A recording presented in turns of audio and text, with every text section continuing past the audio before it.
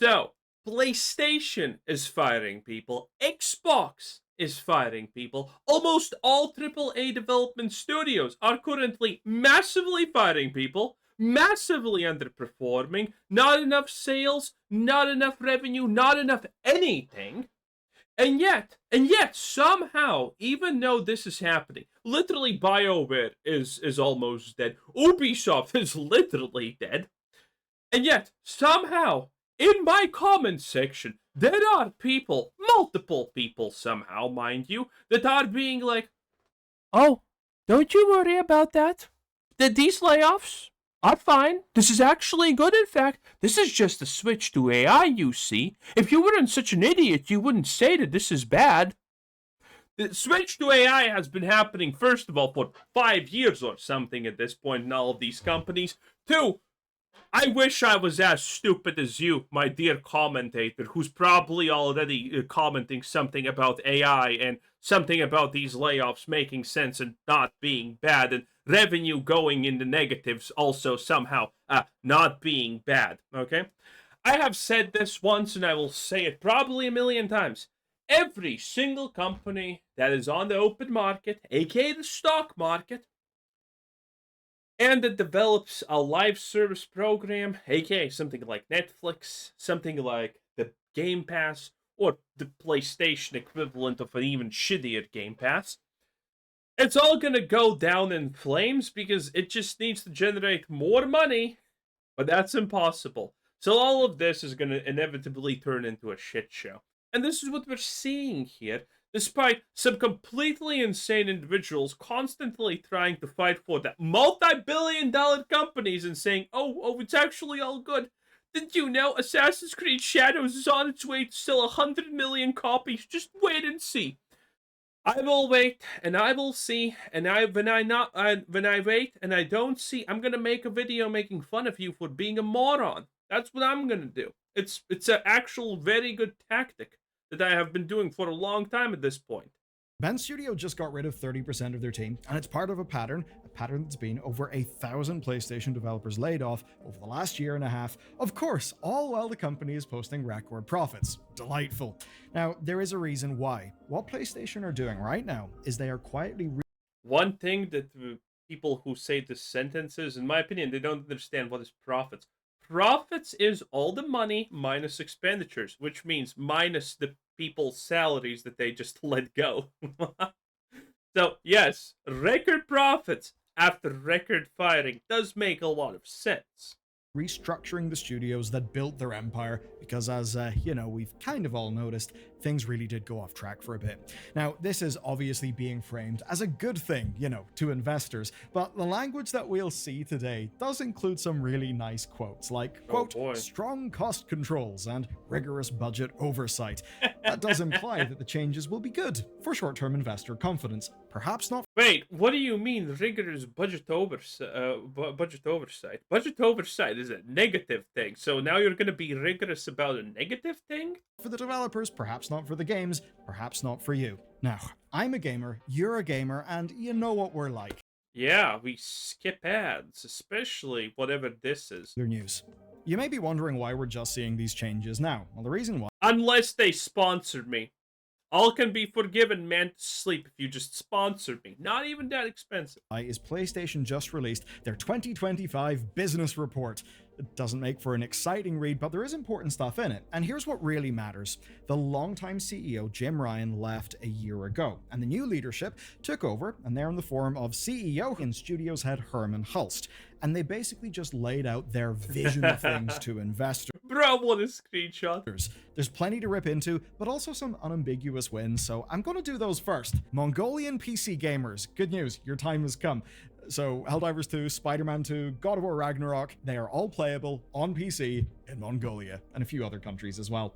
Basically, the whole PSN account requirement thing is gone, the one that gave us all of the drama. That does make, then, PlayStation games far more available. Now, there are some caveats. Japan has got limited versions, Vietnam still bans Steam, sanctioned territories like North Korea obviously Vietnam. can't play, but as for the rest of the globe, well, PlayStation games are ours to enjoy on PC. And we actually, right now, have immediate proof of why it matters.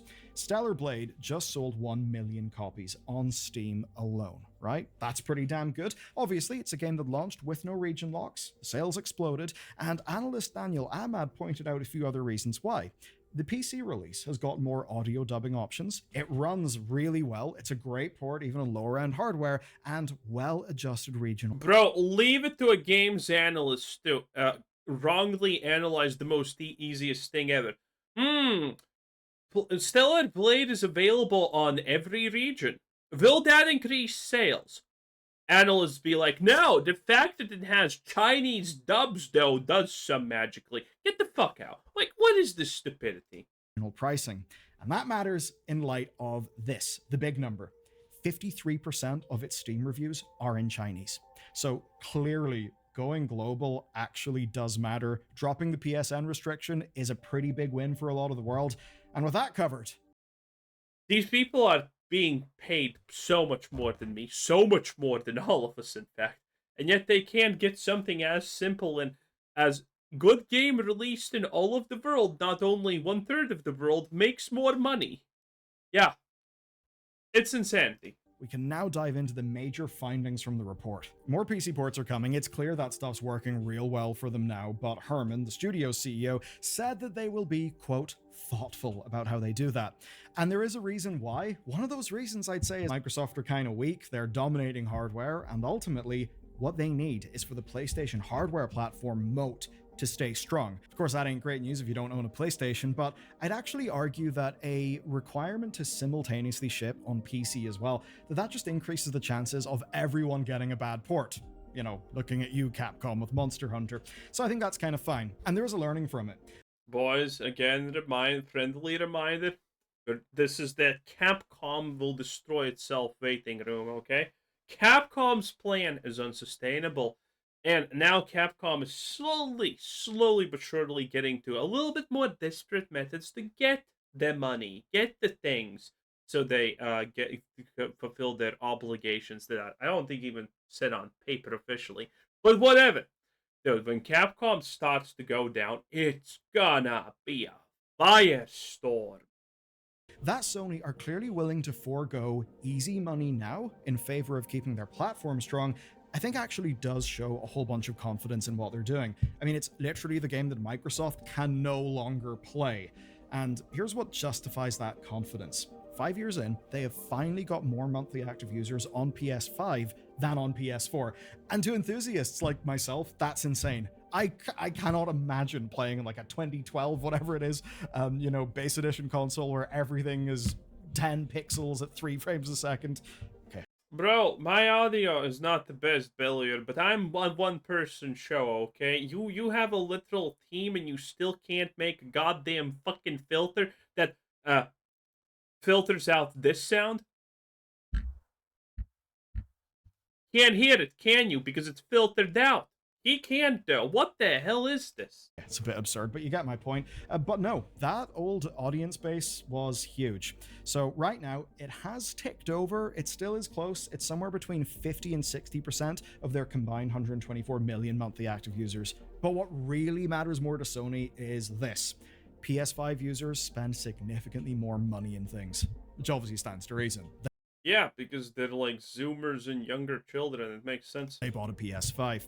Put simply, if you're a PS4 user, then you and your cohort are less likely to buy DLC or to spend money in services like PS Plus. And to really get a lot of those people to move over, PlayStation will need something truly massive and impossible to ignore. I think. Yeah, how about just shutting down PS4 support and being like, haha, the Microsoft approach. Pretty obviously, GTA 6. They need something like that to convince the casuals to upgrade. And to prove just how big that PS4 market has been, like the new Call of Duty game, Black Ops 7, is still going to be shipping on a base Xbox One. Insane. Anyway, for the hardcore people, they're on PS5, they're spending more money, and this might explain why Hulst also won't rule out a subscription price increase. That's actually because even after the price hike they did last year, they found that the highest tier of PS Plus grew 22%. And in the report, they try to get across the idea that Wait. A sentence, the highest tier of PS Plus grew 20%, literally, by the way, doesn't mean anything.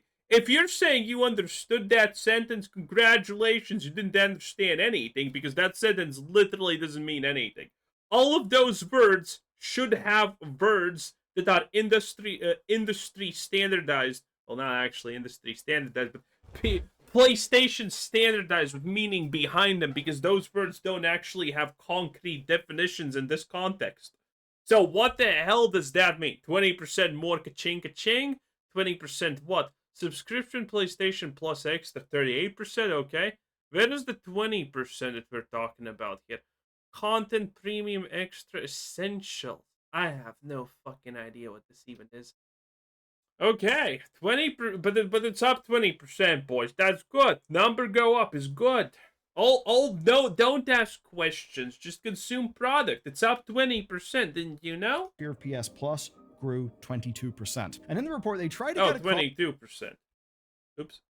So yeah, it's that. Okay. Well, that's not enough for them, considering they are over. PS5 is overtaking PS4. Huh. Interesting. found that the highest tier of PS Plus grew 22%. And in the report, they try to get across the idea that everything now orbits PS5 and extending its reach, and everything is successful. They say that Portal was highlighted as a major success. Doesn't make a massive amount of sense to me, but they found that it extends playtime by 30% because people play longer into the evening. There is, of course, though, PS VR. In this report, it was completely forgotten. It really does seem a bit dead in the water to me, and it's kind of funny that Microsoft's new VR attempt with Xbox is just a co-branded Meta Quest. With all that said, there's something that you and I are probably thinking at the same Yeah, we know about this one. It's really bad. time, which is, yeah, okay, obviously PlayStation are way far ahead. That actually makes sense. They had good exclusives. Maybe not all the ones that you would want, but, you know, they certainly didn't have... Oh no! I can already hear some Xbox fanboy being like, PlayStation doesn't have games. Xbox has games. What? Have you ever heard about the meme that PlayStation doesn't have games? Don't know about you, but I haven't. Have you ever heard about the meme about Xbox not having games? Don't know about you, but I have for literally a decade and a half now. It's pretty prevalent. Have a Microsoft-shaped situation, right? You know, is it... Oh, look at that! have a micro... It's something that's soon gonna have a fat, muscular man face and Microsoft-shaped situation, Black Spider-Man. Wow. right? You know, is it their victory or is it Microsoft's defeat? Well, one of the things we can at least say is the quality of the games, in many cases, has been damn good. We can laugh at Concord, but, you know, ghosts existing, all of that stuff. So, for PlayStation, they live and die on video games. And that is where, yeah, that's where things get more interesting today. In the report, PlayStation positioned themselves as two things. Ooh, Ghost of Yote. This is gonna be a disaster. Being the best place to play and the best place to publish. Now, we've already covered the hardware story. On the software side, right? Call of Duty being primarily played in PlayStation matters to their plans, but they do need first-party exclusives as well. Otherwise, what are they going to eventually port over to PC? What will they go and adapt into TV and movie projects? So, the whole single-player strategy is staying the same. Considering how unlucrative most of these TV adaptation bullshits are and how expensive they are, nothing would be a good choice, honestly. For them. Same developers, same model for success, where they want... I can't wait for the Mario adaptation where Mario's black. at least one tentpole title every year. On top of that, they're investing in games from Korea, China, and India, examples like, say, Stellar Blade, but basically, the team's making like Wolverine, Ghost of Yotai, Intergalactic, they're just going to keep on doing what they're doing, trucking along. So, on that front... Dude, how is it possible that we hear a lineup as amazing as Ghost of Yotai, and then Intergalactic, the Heretic Prophet, which is going to be literally the same type of disaster, by the way, if you know. It's by Neil Cuckman. And it's like, oh yeah, this is still much better than the average Xbox game. How How can such a bad lineup honestly be still better than Xbox? It's truly amazing. From your perspective, nothing really changes. But from the developer perspective, things have changed, and we will get to that. Obviously, though, there's live services. We cannot ignore that. And in PlayStation's eyes, Helldivers and Concord just represent the two extremes. And that's, of course, where we get to Marathon's delay. It is being carefully managed to avoid Concord's mistakes. We did a deeper dive into that. If you'd like more, it's actually fairly interesting. I'm sorry. Am I the only one who saw Marathon's trailer and gameplay? It doesn't look like they're avoiding Concord's mistakes. It looks like they're literally looking at them and just trying to walk into them. They're not avoiding shit. It's a little bit of PlayStation realizing, oh, we should probably pay attention to if the games are good or not. A shocking innovation for the big burly, important, and well-compensated businessman. Anyway, PlayStation still want their two pillars: single-player games and live service games. What they're doing is picking specific genre niches and trying to deliver within them. But we've learned something rather crucial here. Take a look at, say, Marvel Tokon Fighting Souls. That's a partnership with Marvel and Arc Systems Works. Now, that is a partnership. Oh, this one. It makes a lot of sense to reduce risk. But people were hyped about it, but well, it's a fighting game. It looks decent, I guess, for a fighting game. But I'm not a fighting game guy. I honestly can't tell anything about them. I'm not even sure why Smash is popular, and I don't understand how it can be as popular as it is. So, a fighting game literally means sadly nothing to me. I don't have an opinion. Looks decent, though, I guess. But it's backed by Sony's XDev studio, basically to give you that Sony polished feel. And they've also created internal teams like Team LFG and Dark Outlaw just for live service. And even the Bluepoint and Bend Studios cancelled projects actually fit into this pattern. And I think this is where, from an audience perspective, it kind of gets interesting and honestly a little bit painfully obvious. So here's the why in Herman's words. We have reviewed our processes in light of Concord.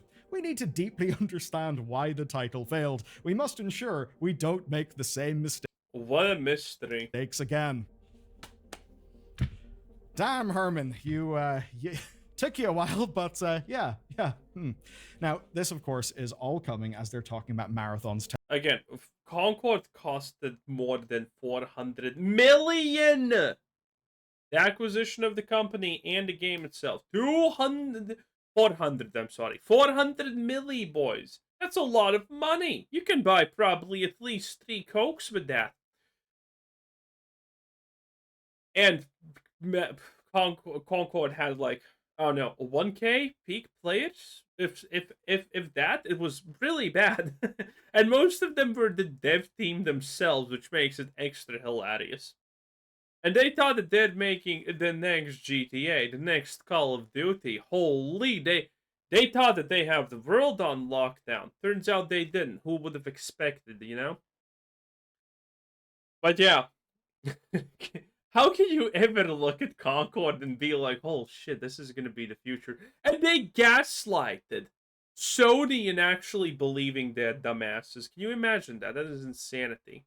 Testing, which for and the funniest part is Concord is still better than most of Xbox's flops. South of Midnight, Avowed, Starfield. Outlaws. No, Outlaws was Xbox. Star Wars Outlaws, most likely a thing that costed probably close to 600 million to make and literally sold nothing. And has an expansion, I think maybe even 2 at this point, I'm not sure. But it's a shit show. Dude, when you look at PlayStation and you think, wow, Concord was stupid, how did they do it? You look at Xbox and there's literally 10 Concords for every Sony's Concord, and it's not even funny. Investor confidence is a really important thing because they get 2 big misses that sort of are in the similar like genre, similar feel, then that will just make people think, oh shit, they don't know what they're doing. Leadership have lost the plot. And that's the narrative they're overtly trying to counter. I mean, when they talk about the marathon testing, they said, quote, some feedback has been varied, which in corporate speak basically means shit.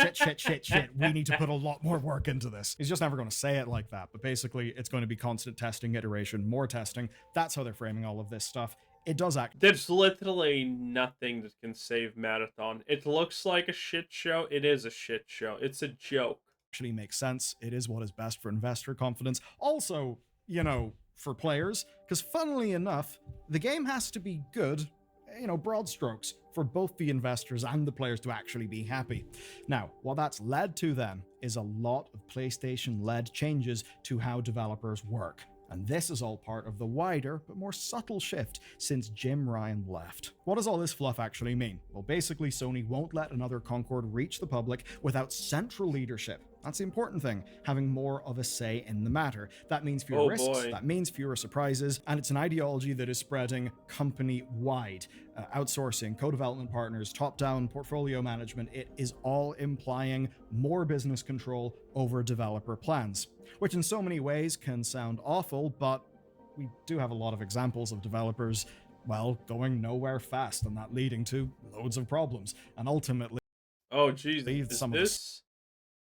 is this Redfall? I think no, it's not Redfall. No, is this Redfall? We get is because... Or is this the Time Rewind game? Something is shot out the door in 18... Yep, it is Redfall. Redfall, baby! ...months to please management. But maybe you could argue that if management was more involved, more intelligent, and more Fallout 76. understanding of development earlier on in the project, then maybe those two sides would be able to work together more harmoniously, and maybe we'd have, like, vaguely sane projects. I don't know. What it also means, though, is avoiding another 2023. That was a notable year because they only had MLB and Spider-Man 2. And I say only because they want... Spider-Man 2 failed. One tentpole game per year, which they did get that year, but they want more, not just, say, MLB. What they need is a pipeline that's delivering consistently. And that's actually where we can look at Xbox. Yeah, titles that are delivering constantly. Sad. I mean, look at this lineup. Horizon Zero Dawn, you can already tell something is majorly wrong here. And you're right. God of War, I mean, he literally looks like a midget. Like, how do you make Kratos look like a midget? I mean, he's already a cuck, but now he's a midget cuck? That's just wrong.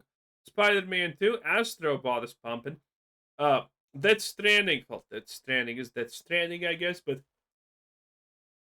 Ghost of Yote, Refund City. Everyone's gonna want to get a refund from this shit. We covered Ghost of Yote enough. Plenty, okay? At this point, either you understand that this is going to be a shit show or you don't. And, you know, if you don't, that's not on me. Intergalactic is going to be a disaster. The Wolverine game, no idea what's happening there. Don't know anything about it, sadly. But Intergalactic, it's going to be a joke. It's going to be another Naughty Dog joke. And that's actually where we can look at Xbox. Because for all of their faults, they are publishing first-party games pretty goddamn constantly, and most of them are topping PlayStation sales charts. But it's very much the case that PlayStation's framing is one of, now we... What do you mean they're topping PlayStation's charts? If they fucking did that, Xbox would not have given up on Xbox. If this... There's opinions based on fact, and then there's opinions based on not enough fact, but somehow fact, and people fall for this constantly. Again, you cannot tell me, unironically, without joking, that Xbox games are successful. You can't do that.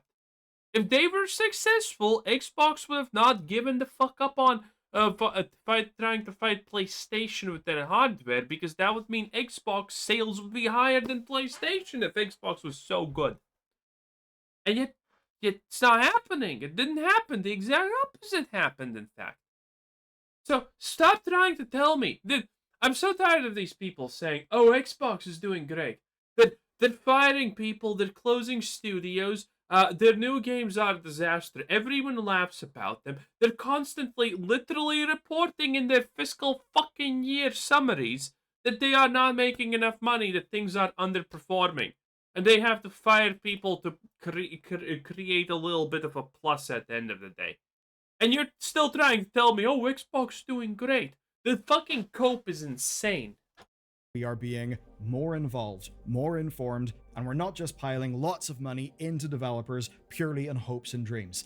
It is essentially painting a picture of decisions under Jim Ryan's leadership being not particularly smart, not particularly cost controlled, not particularly responsible, which obviously has led to, well, I'd say countless, but no, it is actually countable, but let's just say a shitload of live service games that have, of course, been cancelled. So whenever Herman Hulst says this, he's basically saying that the prior management, that the prior strategy was the opposite of this. So here are his words.